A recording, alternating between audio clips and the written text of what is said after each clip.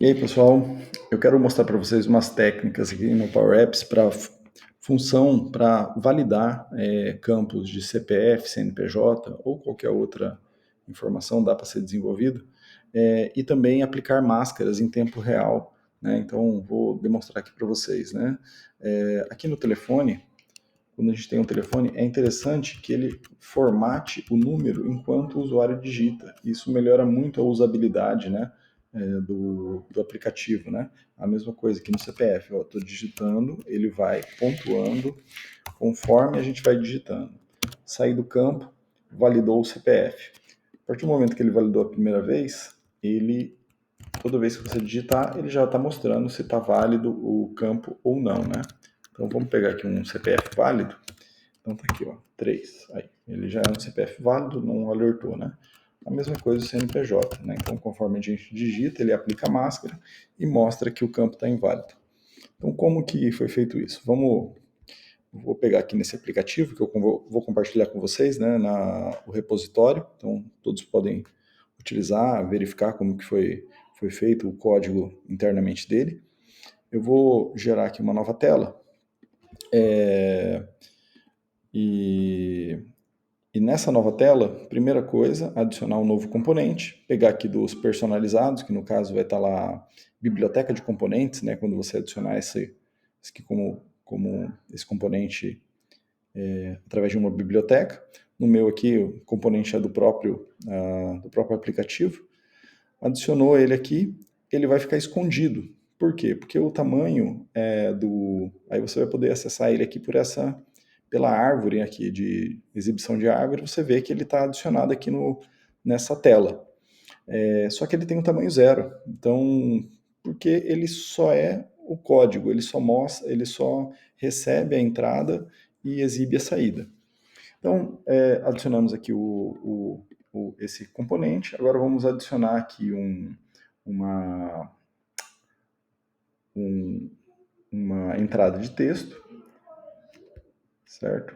Então, assim, essa entrada de texto, vamos fazer uma entrada de CEP, por exemplo, né? Então, ou isso, CEP. Vamos lá. Modificar aqui text input. O que eu preciso, né? A gente poderia colocar aqui no evento onChange. No evento onChange, ele vai setar uma variável chamada strSep.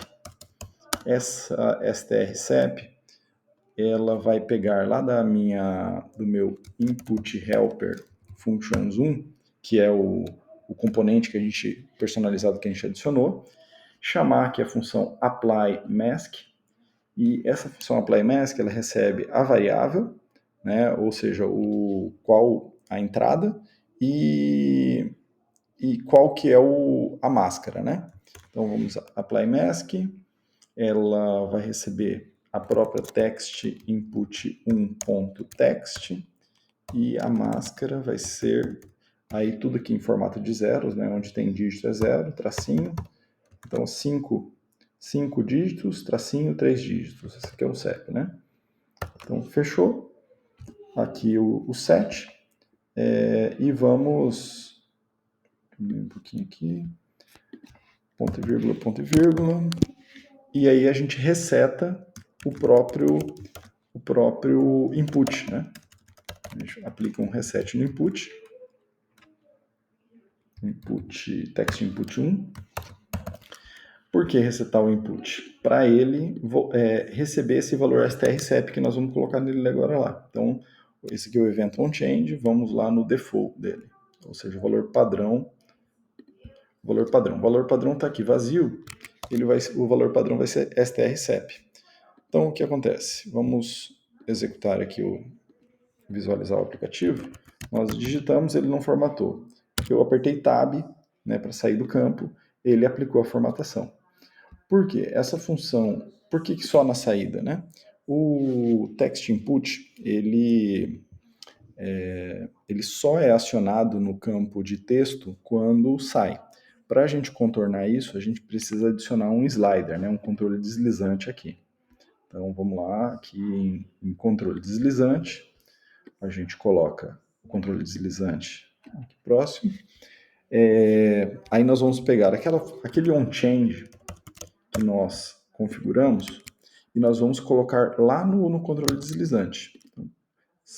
Então, pega daqui, vamos aqui no evento onChange, porque no controle deslizante, cada alteração do controle deslizante, ele dispara o evento onChange.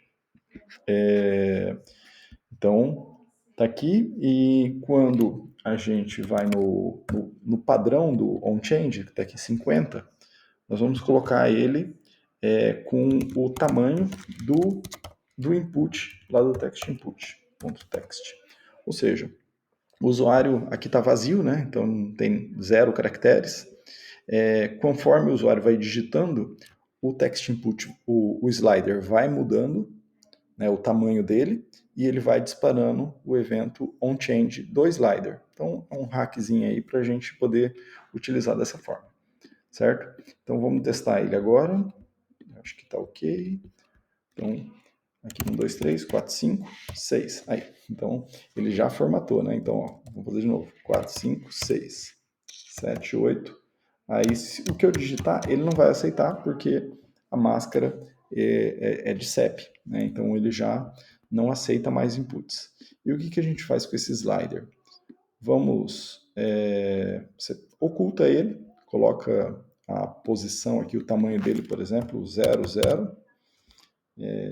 Desativa aqui a visibilidade, né, do componente, e a gente... é isso. Então, é uma dica aí. Agora, vamos fazer o do CPF, né? Vamos fazer a mesma coisa, adicionar aqui um rótulo de uma entrada de texto. Essa entrada de texto, aí a gente adiciona também um slider atrelado com ela. Cadê o slider? Slider aqui, controle deslizante. Controle deslizante. Esse controle deslizante, vamos lá. O default dele vai ser text input 2, que é esse input aqui, né? Text input 2 ponto text.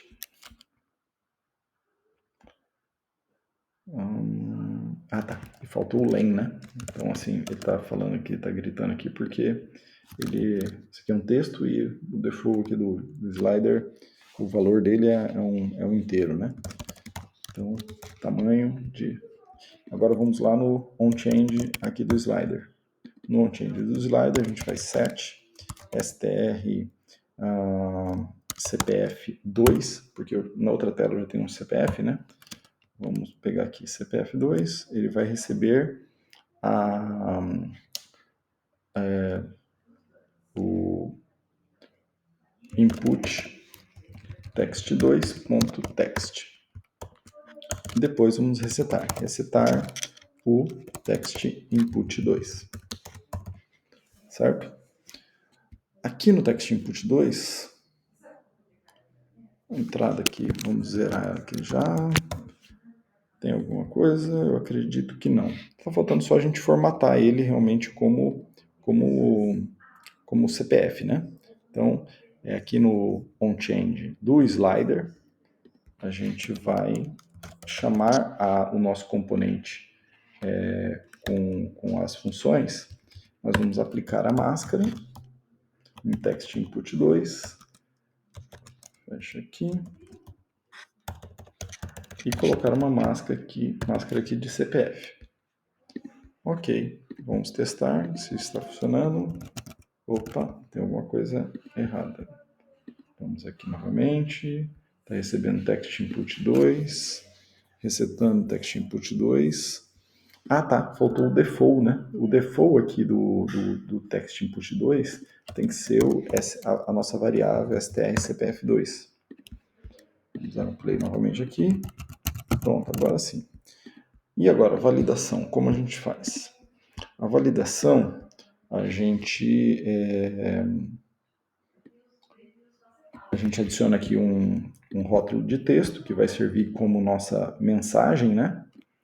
nossa mensagem, e a gente vai falar assim, CPF inválido se o CPF for inválido, né?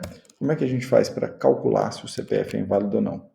Copiar esse texto e vamos fazer um if, né? If, vamos chamar nosso componente com as funções e tem aqui o valida CPF. Valida CPF e a gente passa o nosso str, a variável que está armazenando o CPF, né? Então, se é válido, ele vai retornar um valor lógico, né? Verdadeiro ou falso. Se for verdadeiro, então ele não vai mostrar nada. Se for falso, a gente vai mostrar aquela mensagem. Então, está mostrando aqui já o CPF inválido, que esse valor de CPF aqui não é válido, né? Vamos gerar um CPF aqui, gerador de CPF. Gerador de CPF, gerar um CPF aqui. Vamos colar, vamos dar um play aqui e vamos colar ele aqui. Então, aí. Então, ó, até o 3 ele não está válido. Colocando o último dígito, ele já desaparece a mensagem, né? Vamos até, para deixar mais fácil, vamos colocar aqui CPF ok. Play, aí CPF ok. Tirei, inválido, coloquei aí, inválido, aqui, ok. E como que faz para a gente mostrar a mensagem só depois da primeira? Porque se aqui está em branco, ele vai ficar mostrando inválido aqui até a gente completar o CPF e ele mostrar o CPF ok, né? Então, a primeira vez que o usuário está digitando, a gente vai presumir que ele está colocando o CPF correto, né? Então, a gente vai criar uma variável aqui. Vamos colocar aqui no onChange, aqui do input, onChange. No onChange do input, nós vamos colocar assim, setar uma nova variável chamada mostra validação do CPF2. Vamos setar true, né? Então, saiu do campo, ele vai setar para true. E aí a gente vai mostrar essa mensagem aqui somente se o mostra validação do CPF2 e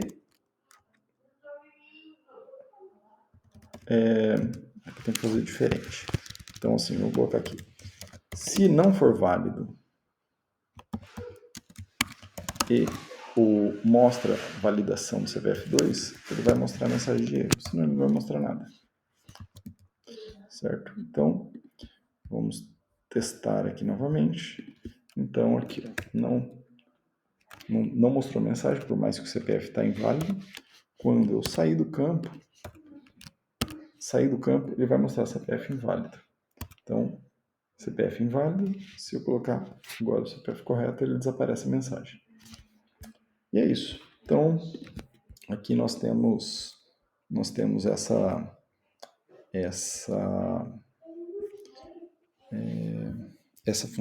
funcionalidade aqui. E depois, se vocês quiserem explorar um pouquinho mais esse componente, né? Nós temos aqui no Input Helper Functions a parte do aplicação de máscara, por exemplo, aqui na parte de validação de CPF. Então ele tem todo o código aqui, né? Um código até, vamos colocar assim, simples, né? Para cálculo do CPF, do CNPJ, a validação de aplicação de máscara, né? Também ficou bem interessante aqui o código. Ele é um pouquinho mais complicado de entender, mas fiquem à vontade aí para explorar. É isso. Até mais.